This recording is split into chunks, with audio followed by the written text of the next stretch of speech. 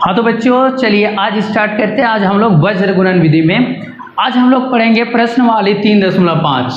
ठीक है, 3.5 में आज हम लोग पढ़ेंगे कि 2 का 3 नंबर। ठीक है, 2 का 3 नंबर। इससे पहले वाला वीडियो में मैंने 1 नंबर से लेके 2 नंबर का 1 नंबर तक बता दिया है। ठीक है, आज आप हम लोग पढ़ेंगे 2 नंबर का 2 नंबर का 2 में कहता है दोस्तों के किस मान के लिए निम्न रैखिक समीकरण के युग्म का कोई हल नहीं है। मतलब के का कौन सा मान के लिए इसमें रैखिक का कोई हल नहीं है। तो देखिए दोस्तों, इसमें से हम लोग जानते हैं 3 कंडीशन होता है।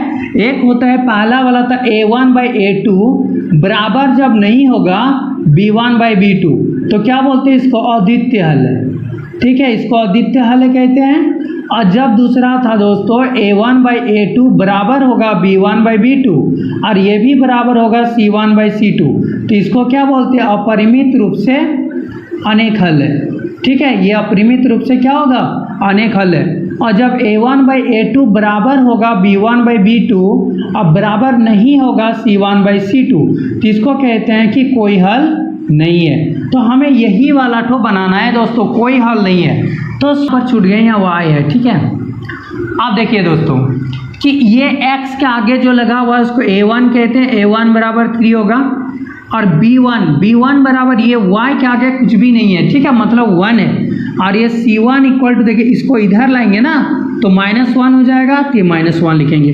x के आगे देखिए ये क्या लगा हुआ है, तो ये a2 हो जाएगा जो कि 2k - 1 ये हो गया। अब देखिए दोस्तों b1, तो y के आगे क्या लगा हुआ है, तो k - 1 ये हो जाएगा b1। अब ये c1 जैसे लिखेंगे तो टोटल को इस पार लाएंगे ना, तो देखिए 2k + 1 ये तो है प्लस में, लेकिन ये पूरे को जब बराबर किस पार लाएंगे तो फिर यहाँ हो जाएगा माइनस। ठीक है, आप देखिए क्या बोला है a1/a2 बराबर होगा b1/b2, लेकिन बराबर नहीं होगा दोस्तों c1/c2, तब ना इसको कहते हैं कि कोई हल नहीं है और इसी तरह से इसे सॉल्व करना है। तो देखिए a1/a2, a1 का मान 3 है और a2 का मान क्या है 2k - 1। अब बराबर देखिए b1, तो b1 का मान 1 है और b2 का मान है दोस्तों k - 1 और ये तो बराबर नहीं है क्योंकि कोई हल नहीं है बोल रहा है। तो ये c1 का मान -1/- 2k + 1 ये दिया हुआ है।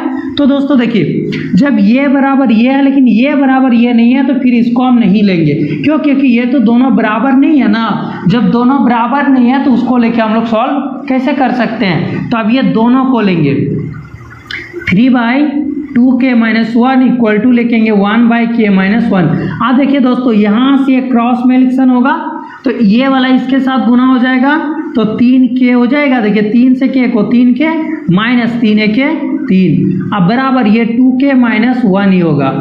अब देखिए ये 3k है, इस k को इधर लाएंगे तो 2k होगा इक्वल टू -1, ये 3 को उस पार लेके जाएंगे तो +3 हो जाएगा और 3k में 2k घटेगा क्या बचेगा k और यहाँ बच जाएगा 2। तो देखिए दोस्तों k का मान क्या आ गया 2, लेकिन इसमें यही नहीं कह रहा था कि किस निम्न रैखिक समीकरण के युग्म का कोई हल नहीं है। तो हमें किसका मान निकालना था k का, तो k = 2 यही हो गया दोस्तों इसका आंसर। ठीक है, आप देखिए इसका अगला नंबर 3 नंबर का क्वेश्चन देखिए, तब तक पढ़िए। 3 का कहता है कि निम्न रैखिक समीकरण के युग्म को प्रतिस्थापन एवं वज्र गुणन विधि से हल कीजिए और आप किस विधि को आप अधिक उपयुक्त मानते हैं। ठीक है, तो आप इनमें से दोनों का प्रयोग करके बना सकते हैं, लेकिन कह रहे हैं कि आप इसमें से कौन वाला सबसे अच्छा मान रहे हैं, मतलब आपको कौन वाला अच्छा लग रहा है। तो चलिए देखिए इक्वेशन दिया 8x + 5y = 9 और 3x + 2y = 4 ये दिया है दोस्तों।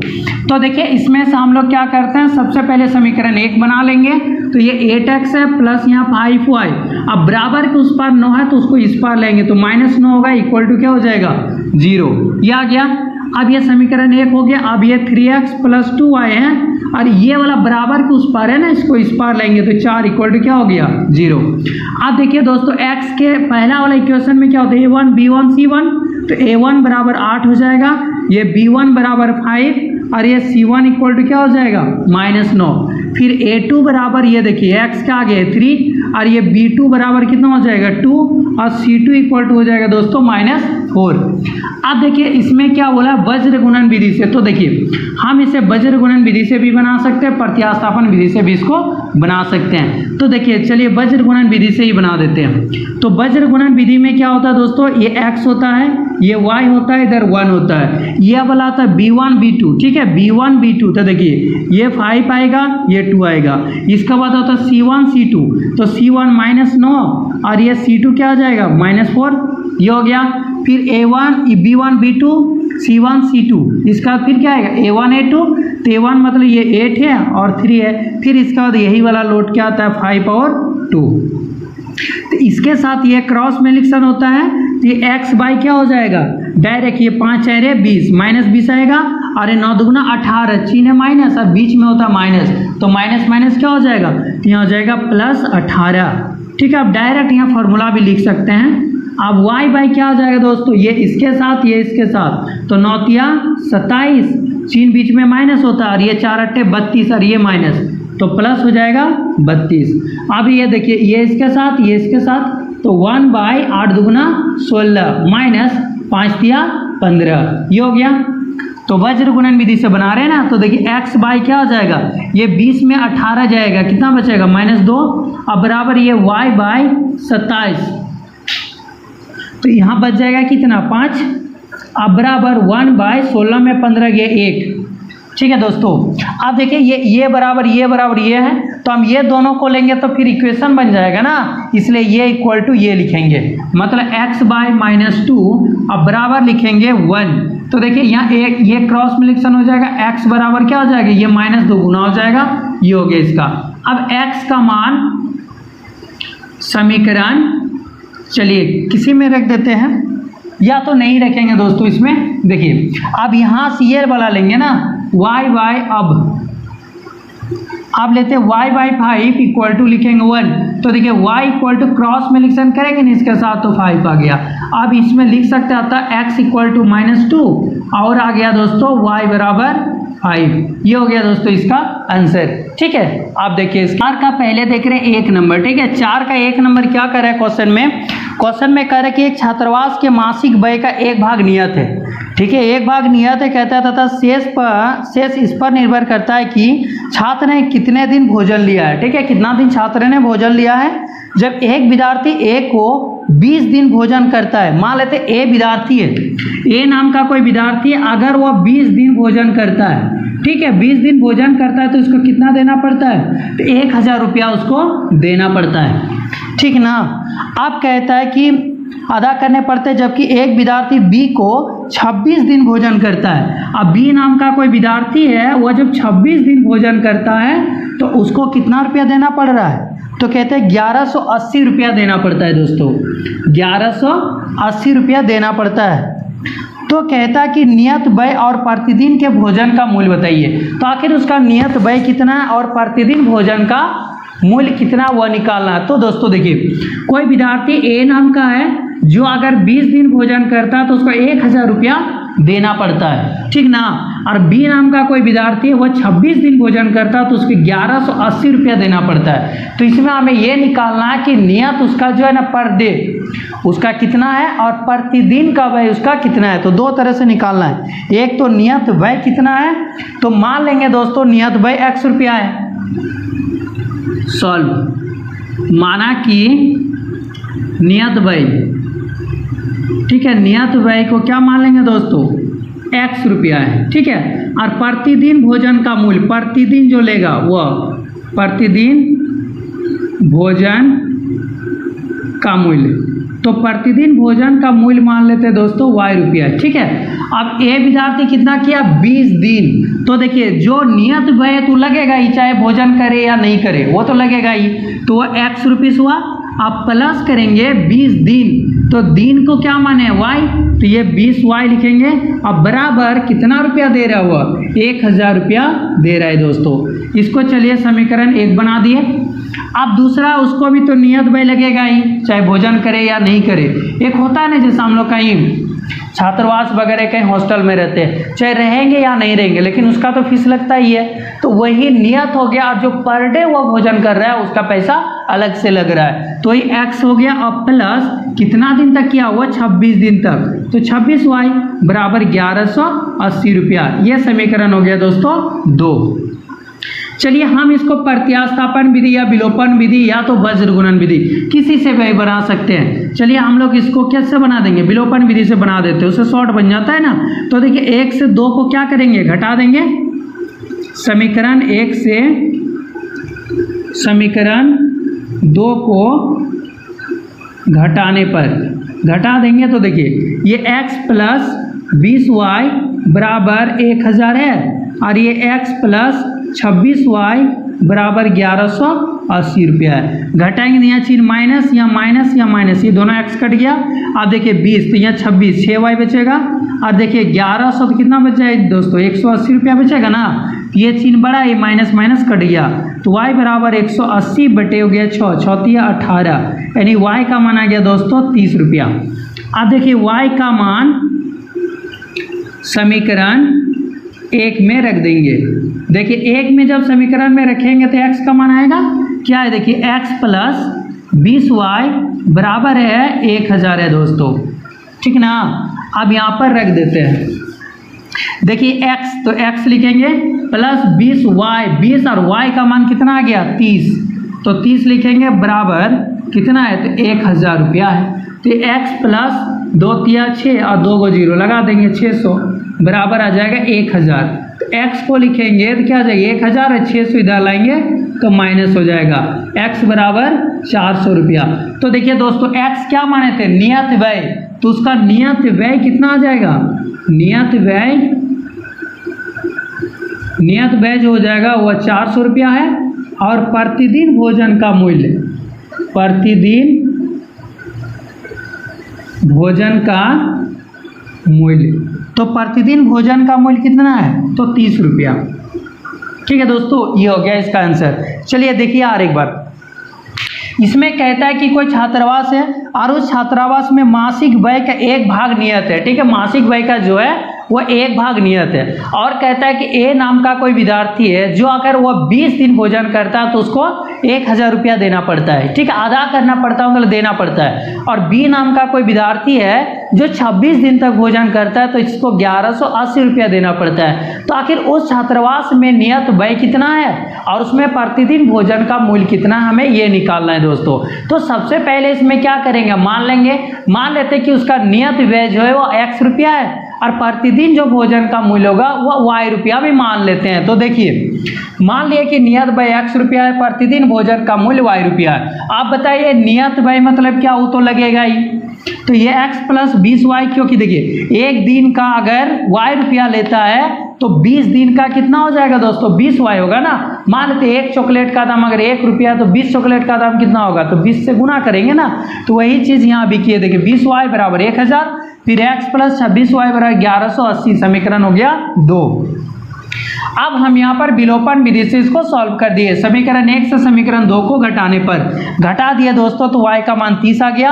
अब y का मान जब 1 में रख दिए तो x का मान आ गया 40। जब 400 जब हम लोग देखें कि x का मान क्या माने नियत व्यय, तो छात्रावास में जो नियत व्यय 400 रुपया है और प्रतिदिन भोजन का मूल्य उसका। चलिए तो अब क्वेश्चन नंबर 2 का 2 देखते हैं दोस्तों। लिखता है कि 1 भिन्न 1/3 हो जाती है। ठीक है, 1 भिन्न 1/3 हो जाती है जब उसके अंश में 1 घटाया जाता है। 1/3 हो जाती है कब, जब उसके अंश में 1 घटाया जाता है। जब उसके अंश में 1 घटा दिया जाता है तो कहता है कि वह भिन्न 1/3 हो जाती है। ठीक है दोस्तों, यहीं तक देखिए, पहले हम इसको सॉल्व करेंगे। देखिए हम जानते हैं इसमें, तो मान लेंगे, माना कि अंश को मान लेते हैं कि x है, तो हर को क्या मान लेंगे दोस्तों, y। आप बताइए तो भिन्न बराबर क्या होता है, तो भिन्न बराबर होता है अंश बटे हर। तो हम इसको ऐसे लिख सकते हैं दोस्तों, x बटे y, ये हो गया। आप देखिए क्वेश्चन में, जब उसके अंश में 1 घटाया जाता है, तो अंश किसको बोलते हो, ऊपर वाला को। जब इसमें 1 घटा दिया जाता है तो ये कितना हो जाता है, कहते हैं 1/3 हो जाता है। यहाँ तक हो गया। अब इसको देखिए इससे गुना करेंगे तो 3x होगा, माइनस 3 एक 3 होगा, बराबर ये y होगा। तो 3x माइनस वाई, और ये 3 को अगर हम उस पार लेके चल जाएंगे दोस्तों 3, ये समीकरण 1 हो गया। ठीक है, अब देखिए उसका आगे, और वह 1/4 हो जाती है, 1/4 हो जाती है कब? जब हर में 8 जोड़ दिया जाता है। जब हर में 8 जोड़ दिया जाता है ना, तब वही भिन्न 1/4 हो जाती है। तो देखिए दोस्तों, अब हम इसमें लिख रहे हैं, तो भिन्न बराबर क्या होता है? अंश बटे हर, ये हो गया। अब इसमें हर में देखिए, यहाँ तो अंश में कहा था, अब हर में, तो ये अंश बटे हर होता है। अब इसमें कितना जोड़ देंगे? 8, तो ये भिन्न कितना हो जाती है? तो 1/4 हो जाती है दोस्तों, ये हो गया। इसके साथ ये क्रॉस मल्टीप्लिकेशन, इसके साथ ये होता है, तो ये 4x बराबर हो जाएगा y प्लस 8, ये क्रॉस मल्टीप्लिकेशन होता है।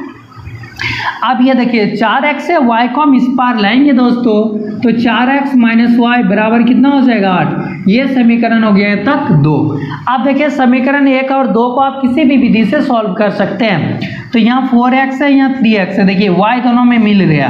अगर हम समीकरण 1 और 2 को घटा देंगे तो y कट जाएगा ना। समीकरण 1 को,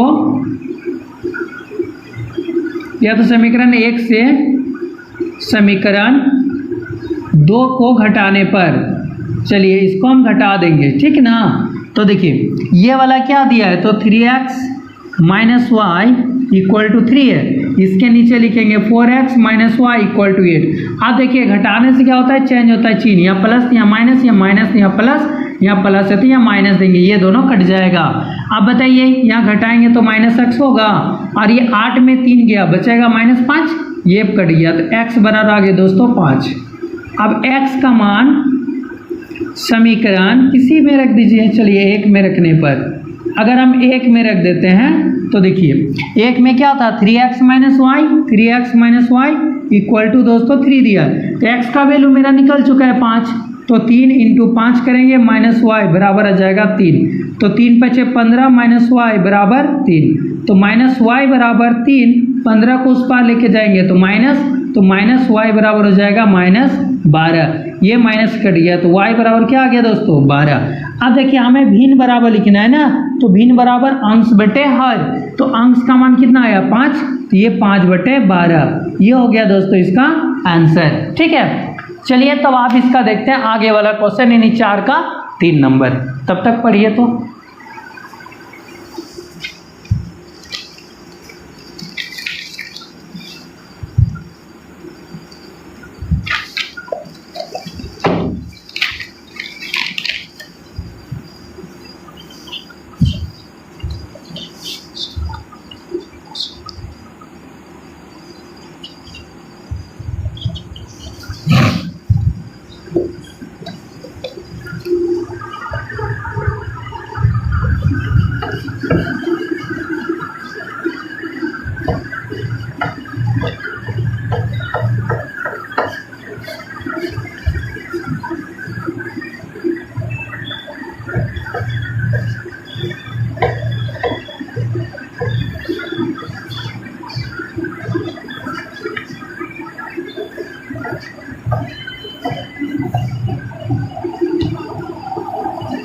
चलिए अब क्वेश्चन नंबर देखिए 4 का 3 नंबर।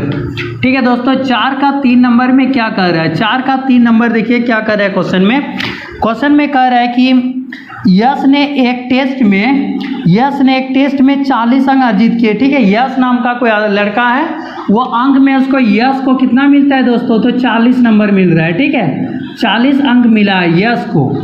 फिर आगे देखिए लिखता है, जब उसे प्रत्येक सही उत्तर के लिए 3 अंक मिले, अगर ये यश सही आंसर देता है तो उसमें 3 नंबर मिलता है उसको, और गलत उत्तर पे मतलब अशुद्ध जो गलत जवाब देता है तो कहता है उस पर 1 नंबर की कटौती होती है, मतलब 1 नंबर उसको -1 नंबर का कटौती होगा, 1 नंबर घट जाएगा।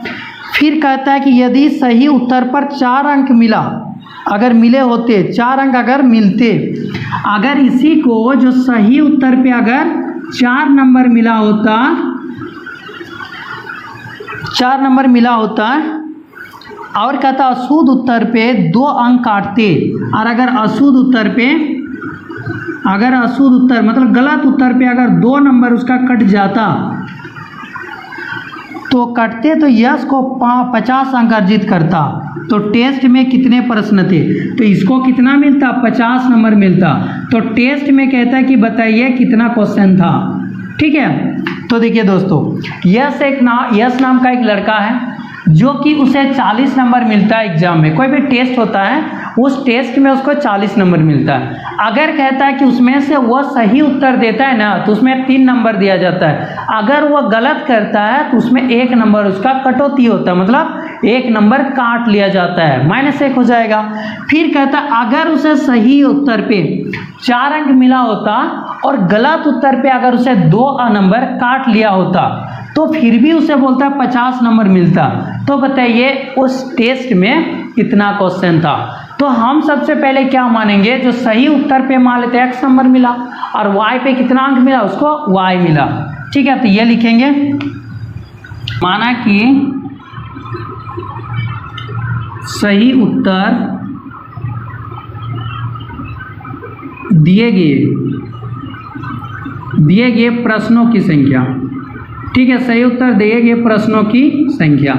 अब इसमें देखिए प्रश्नों की संख्या कितना हो जाएगा, तो दिए गए सही उत्तर दिए गए प्रश्नों की संख्या बराबर मान लेते इसमें x है और अशुद्ध उत्तर, ठीक है, अशुद्ध उत्तर दिए गए प्रश्नों की संख्या जो अगर वह गलत देता है तो उसका मान लेते क्या है, y है। और वह देखिए कितना देता है दोस्तों, कि कहता है कि 40 अंक उसको मिलता है। ठीक है, कितना नंबर मिल रहा है, 40 नंबर मिल रहा है। जबकि कह रहा है कि प्रत्येक सही उत्तर पर 3 अंक, सही उत्तर देता है ना तो उसमें 3 नंबर दिया जाता है, और अशुद्ध उत्तर अगर वो देता है तो उसमें उसका 1 नंबर की कटौती किया जाता तो भी इसको 40 नंबर मिलता। अगर कहता है कि सही उत्तर दिया तो उसे अगर कितना मिला होता, तो सही उत्तर पे 4 नंबर मिला होता और गलत उत्तर पे अगर गलत उत्तर पे 2 अंक उसको काट लिया जाता तो फिर भी कहता है 50 नंबर मिलता। तो टोटल उसमें से प्रश्नों की संख्या कितना था ये निकालना है। तो माना कि सही उत्तर दिए गए प्रश्नों की संख्या x है और अशुद्ध उत्तर दिए गए प्रश्नों की संख्या y है। अब देखिए दोस्तों, इसमें प्रश्न अनुसार है कि देखिए सही उत्तर दे रहा है 3, मतलब 3 नंबर मिल रहा है, सही पे 3, तो प्रश्नों की संख्या तो नहीं मालूम है, के गो वह सही दिया तो x मान लिए तो x को गुना कर देंगे तो 3x आएगा। और ये माइनस गलत पे 1 नंबर की कटौती, तो गलत कितना दिया मान लेते y दिया है, और सब मिला के उसको 40 नंबर मिला है। ये हो गया। अब दूसरा कंडीशन में 4 अंक मिलता है सही पे तो 4x, और गलत पे 2 नंबर का काट लिया जाता है तो y इक्वल टू कितना नंबर, 50। समीकरण ये बन जाएगा 2।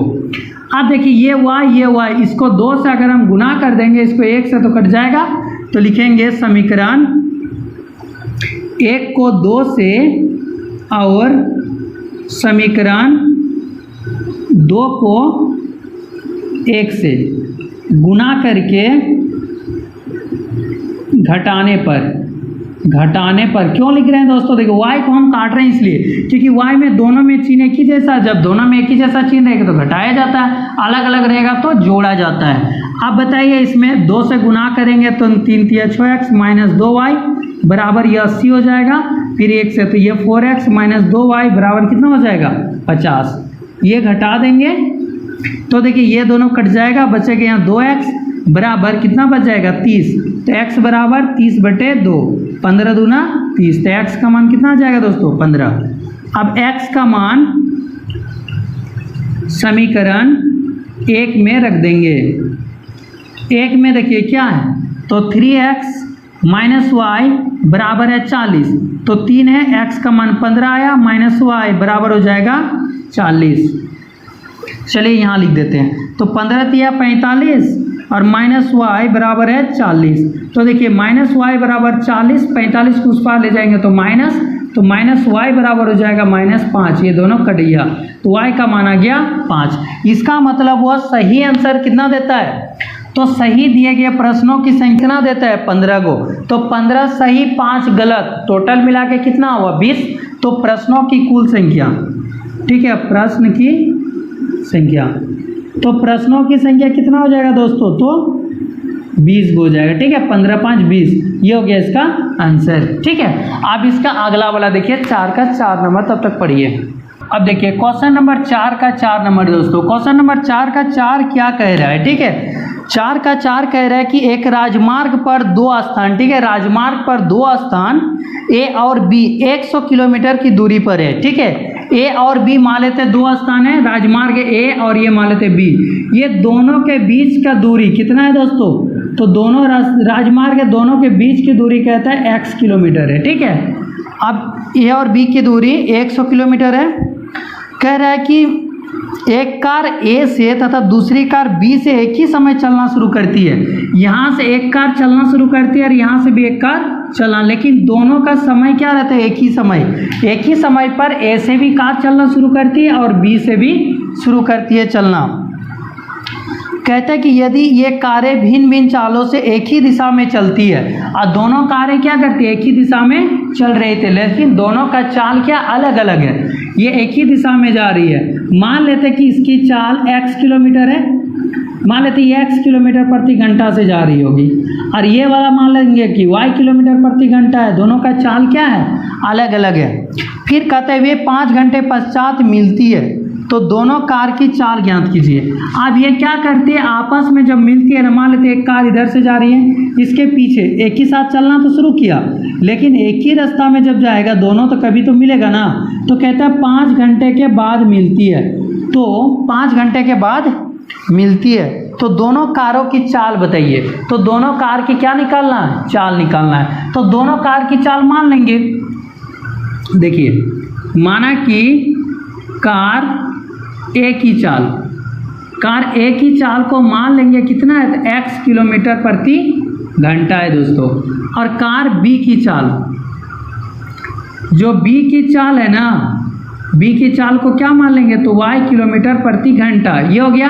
आप बताइए दोनों के बीच की दूरी कितना है दोस्तों, दोनों के बीच की दूरी कितना है, 100 किलोमीटर है। तो हम ऐसे लिख सकते हैं प्रश्न अनुसार, दोनों कार में x प्लस वाई करेंगे तो कितना हो जाएगा, 100 किलोमीटर। ये समीकरण 1 बना देंगे। आप देखिए 5 घंटे बाद, ठीक है, 5 घंटे बाद, चलिए यहाँ लिखते हैं 5 घंटे बाद। तो 5 घंटे बाद जो है, तो एक ही 5 घंटे बाद, अगर वो 5 घंटे बाद मिलती है,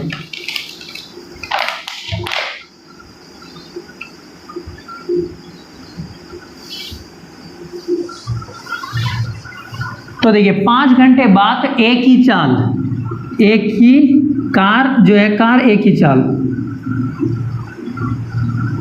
तो कार एक ही चाल 5 घंटे बाद तो कितना चल जाएगा, वो 5x चला जाएगा। अब कार बी, चलिए ये सब नहीं लिखते, 5 घंटे बाद जब बोला है ना, क्या चलेगी ये भी, तो ये तो कार कुछ चलेगी ना दूरी, और ये भी कार जो जा रही है आगे, तो ये भी चल रही है, तो 5 घंटा दोनों का स्पीड अलग अलग है। आप बताइए, मान लेते कि ए यहाँ पर है और बी यहाँ पर है, 2 जगह है। अब कार ए से और बी से चलना शुरू करती है, ठीक है, कार ए और बी से, मान लेते ये कार यहाँ से चलना शुरू करती है और एक कार यहाँ से चलना शुरू करती है। आप बताइए कि 5 घंटा में अगर ये कार चलेगी, ये कार जब चलेगी तो इसका मान लेते y किलोमीटर प्रति घंटा चाल है, और इसका मान लेते कि x किलोमीटर प्रति घंटा। अब 5 घंटा में ये कार कुछ चलेगी कि नहीं, तो यहाँ से चलते मान लेते 5 घंटा में यहाँ पर आ गई, तो 1 घंटा में जब ये जाता है x किलोमीटर, तो 5 घंटा में क्या हो जाएगा, 5x नहीं होगा। और ये कार की जब स्पीड है 1 घंटा में y किलोमीटर, तो 5 घंटा में कितना जाएगा दोस्तों, ये 5y जाएगा कि नहीं। मान लेते कोई कार है 1 घंटा में 1 किलोमीटर जाती है, तो 5 घंटा में क्या जाएगा, 5 किलोमीटर। तो वही तो यहाँ पर कर रहे हैं कि 1 घंटा में जो y किलोमीटर जा रही है कार, तो 5 घंटे में कितना जाएगी, 5y। आप बताइए यहाँ से लेकर यहाँ तक इसको जाना कितना था, तो 100 किलोमीटर जाना है। अब ये इधर से आ रही है, तो जगह तो घट रहा है कि नहीं। मान लेते कि अगर 5 किलोमीटर चली, ये भी तो 5 किलोमीटर चली, पहले था 100 किलोमीटर, अब 5 और 5 10 तो चला गया, मतलब कितना बचेगा, 90 किलोमीटर बचा है। इसका मतलब इससे इसको माइनस करेंगे ना, तब बराबर ये होगा, क्योंकि ये भी कुछ दूरी चल रही है, ये भी चल रही है, तो दोनों का माइनस कर देंगे दोस्तों।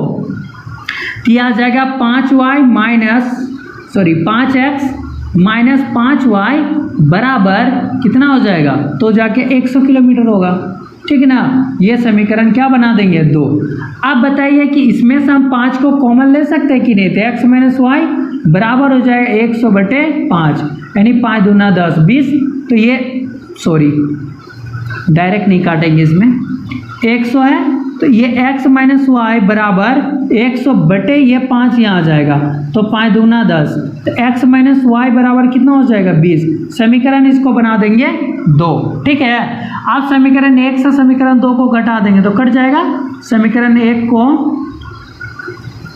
समीकरण 2 से घटाने पर आप समीकरण 1 और 2 को घटा देंगे तो देखिए x प्लस वाई बराबर जब 100 है और यहाँ x माइनस वाई बराबर कितना है 20 है, तो इसको घटाएंगे, यहाँ इससे कट जाएगा, तो देखिए ये दोनों x कट गया। अब ये 2y हो गया, 2y बराबर कितना हो जाएगा दोस्तों 80, तो y बराबर 80/2, यानी 2 40 से कट जाएगा।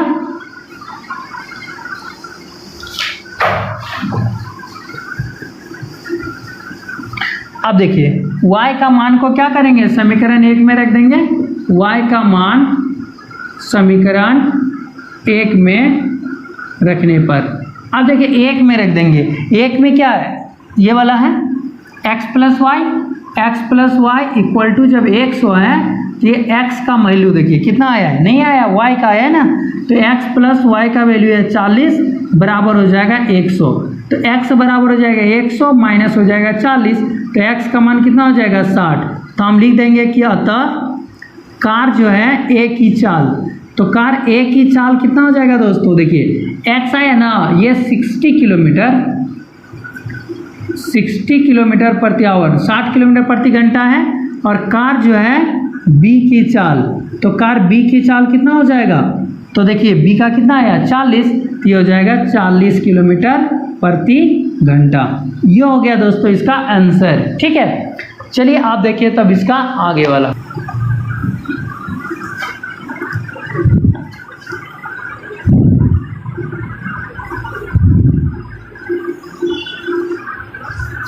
चलिए दोस्तों अब 4 का 5 नंबर देखिए, ठीक है। 4 का 5 नंबर क्या कह रहा है, इसमें कह रहा है कि एक आयत का क्षेत्रफल 9 वर्ग इकाई कम हो जाती है।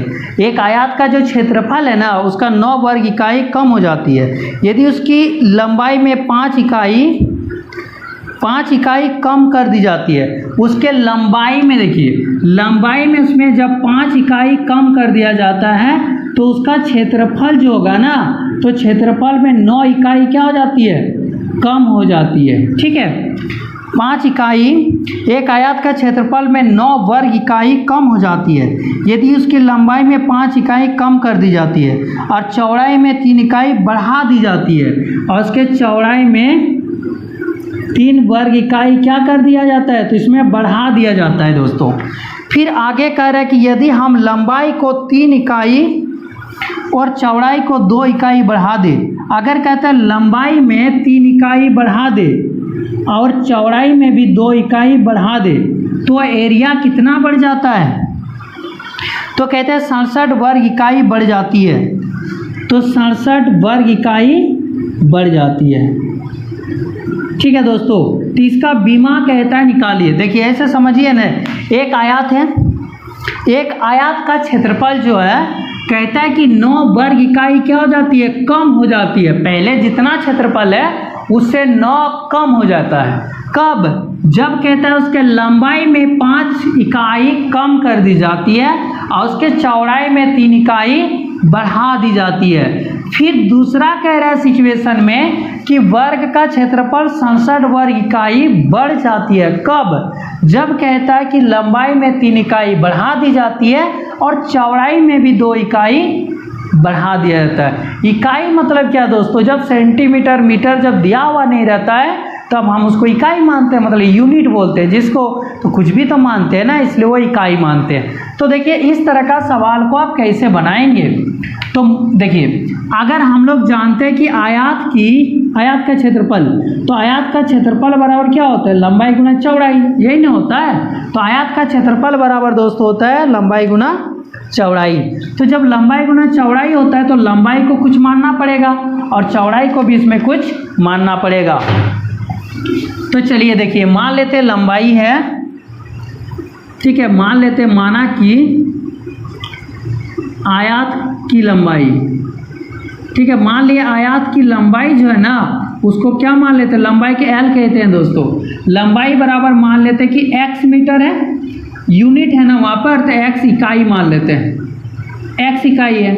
और ये चौड़ाई जो है ना, तो चौड़ाई को b कहते हैं दोस्तों, बराबर ये y इकाई, मान लिए इकाई यूनिट जो है। अब इसका आयत का क्षेत्रफल बराबर, देखिए आयत का क्षेत्रफल, तो आयत का क्षेत्रफल का फॉर्मूला होता है दोस्तों L इंटू बी, ठीक ना। अब ये क्षेत्रफल जब L इंटू बी, तो देखिए इसका जब आप एरिया निकालेंगे तो क्या हो जाएगा, एरिया में x इंटू वाई, तो क्या हो जाएगा, ये एक्स वाई होगा, ये हो जाएगा। लेकिन प्रश्न अनुसार क्या कह रहा है दोस्तों, कह रहा है कि जब लंबाई में 5 इकाई कम कर दी जाती है तो लंबाई क्या माने x, तो ये x में 5 इकाई कम कर दिए। अब ये देखो लंबाई इंटू चौड़ाई होता है ना, तो लंबाई इंटू चौड़ाई, ये हो गया लंबाई। देखिए लंबाई इंटू चौड़ाई से लिखते हैं, बराबर क्या होता है, एरिया होता है ना, एरिया को ये लिखते हैं। तो लंबाई गुना चौड़ाई बराबर एरिया।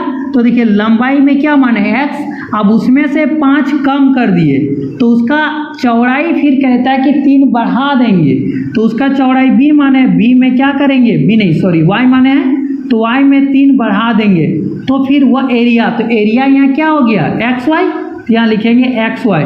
लेकिन वह कम हो जाती है, क्या हो जाता है, 9 कम इकाई हो जाती है, तो यहाँ 9 माइनस कर देंगे, ठीक है। अब देखिए ये इसके साथ एक बार गुना होता है, देखिए लिख के बता देते हैं, y+3 एक बार गुना होगा, फिर -5 एक बार y+3 के साथ गुना होगा। अब बराबर ये एक्स वाई माइनस क्या हो जाएगा 9। देखिए x और y करेंगे गुना एक्स वाई होगा, और इससे करेंगे तो 3x होगा, और ये 5 से माइनस करेंगे तो -5 होगा ना दोस्तों, माइनस प्लस माइनस, और 5 एके 5y, और ये माइनस प्लस माइनस 5 दिया 15, बराबर हो जाएगा एक्स वाई माइनस 9। अब देखिए यहाँ 3x 5y, तो ये 3x लिखेंगे -5y लिखेंगे, और ये एक्स वाई है ना, तो बराबर लिख देते चलिए एक्स वाई, और ये वाला एक्स वाई को उस पार लेके जाएंगे तो माइनस हो जाएगा, पहले से यहाँ -9 है, और ये 15 को उस पार लेके जाएंगे दोस्तों तो प्लस हो गया। तो 3x - 5y बराबर ये एक्स वाई माइनस ये प्लस, दोनों कट जाएगा। अब 15 में 9 गया, कितना बचेगा 6, तो ये समीकरण हो गया दोस्तों 1। अब देखिए उसका आगे, अब उसका आगे क्वेश्चन में वो क्या कह रहा है दोस्तों, कह रहा है कि जब लंबाई में 3 बढ़ा देंगे और चौड़ाई में 2 बढ़ा देंगे तो कहता है कि क्षेत्रफल में 67 बढ़ जाता है, ठीक है, क्षेत्रफल में कितना बढ़ जाता है, तो 67 बढ़ जाता है। तो देखिए हम ये जानते हैं कि लंबाई गुना चौड़ाई, ये होता है लंबाई गुना चौड़ाई बराबर क्षेत्रफल, ये होता है ना। तो लंबाई को हम क्या माने x, तो ये लंबाई लिखेंगे x, इसमें कितना बढ़ा देंगे 3, तो x + 3 करेंगे। अब ये चौड़ाई में कितना बढ़ा देंगे, तो कहता है कि 2, तो y + 2 करेंगे, बराबर एरिया, एरिया का तो देखिए एक्स वाई होगा ना, दोनों को गुना कर देंगे तो, लेकिन 67 बढ़ जाएगा, तो एक्स वाई लिख के क्या करेंगे दोस्तों 67 को प्लस कर देंगे, ठीक है। इसको नहीं लिखना है, ये तो समझाने के लिए हम सिर्फ लिखे हैं। अब देखिए अब ये वाला को सॉल्व करेंगे, ठीक ना। अब इससे एक बार ये गुना हो जाएगा तो x से, चलिए लिख ही देते हैं, x से एक बार गुना होगा y + 2, और एक बार गुना हो जाएगा 3 से लेके फिर ये वाला 3 + 3 है ना, फिर 3 से y + 2, अब बराबर हो जाएगा इधर xy + 67, xy + 67, ये हो गया। x से गुना करेंगे xy, इसको गुना करेंगे 2x, + 3 से गुना करेंगे 3y, और 3 दूगुना 6, बराबर हो जाएगा xy प्लस हो जाएगा दोस्तों 67। अब बताइए xy है तो इधर लिखेंगे 2x + 3y, अब उधर लेके चल जाएंगे xy, और ये वाला को उस पार ले जाएंगे तो xy माइनस, ये देखिए +67 है और ये 6 को उधर ले जाएंगे तो माइनस हो जाएगा। अब ये एक्स वाई कट गया तो बचाएगा 2x + 3y अब बराबर हो जाएगा। देखिए 67 में 6 घटाएंगे कितना बचेगा 61। ये समीकरण हो गया दोस्तों 2। अब बताइए हमें तो x और y निकालना है ना, तो देखिए ये समीकरण और ये देखिए क्या कोई चीज़ मिल रहा है, जब नहीं मिल रहा है तो इसको मिलाना पड़ेगा।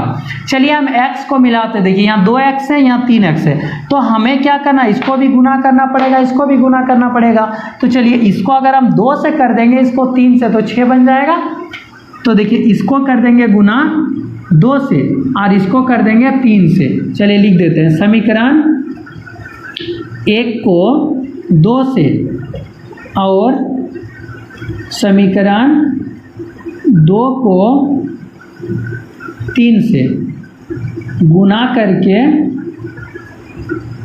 क्या करेंगे, घटा देंगे ना। गुना करके घटा रहे, क्यों घटा रहे, क्योंकि देखिए x का दोनों का चिन्ह प्लस है तो एक में माइनस लिखेंगे तब वो कटेगा।